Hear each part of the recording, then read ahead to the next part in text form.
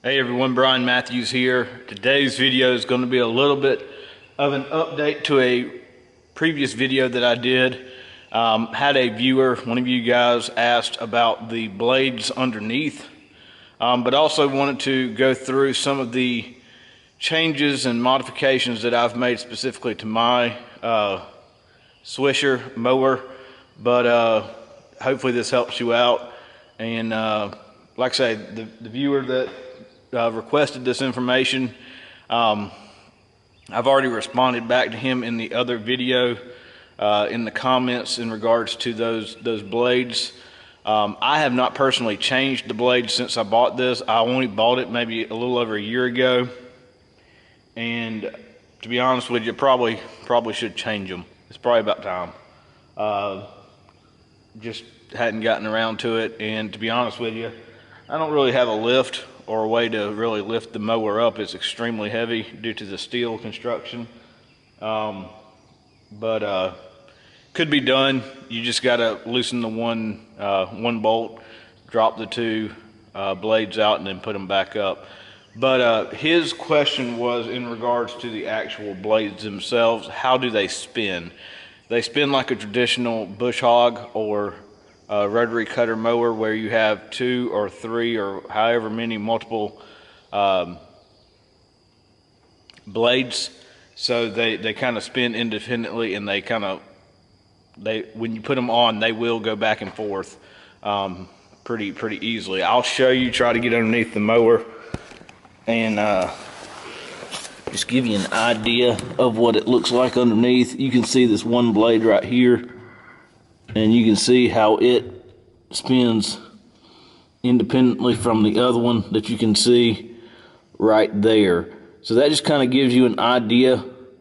And there's that bolt I'm talking about. So you'll need to loosen that. It'll drop these two out, and then you just replace it. So that just gives you an idea of what exactly those blades should look like. Obviously you can go to Swisher's website and buy the replacement blades for fairly cheap. I mean, they're about like lawnmower blades, 30-40 bucks. But the other thing I wanted to show you real quick, let me get some of the grass out of the way once again.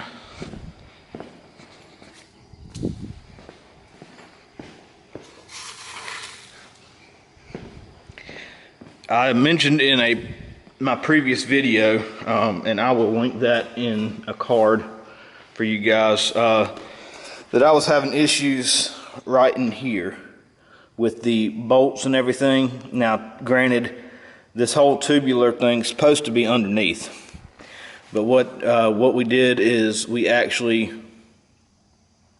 took it off and then cut a hole through here, and then slid the tube through, and then welded it up all the way around, and obviously put the bolts through to hold it still while we welded it and everything.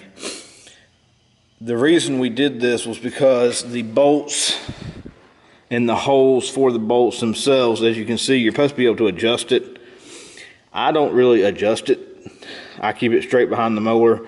I don't let my fields get up that high to be able to justify not knowing what's in front of me. So as I'm pulling it with the UTV over here, I mean, I really don't have any issues of possibly running over a stump or something to have a reason for that offset.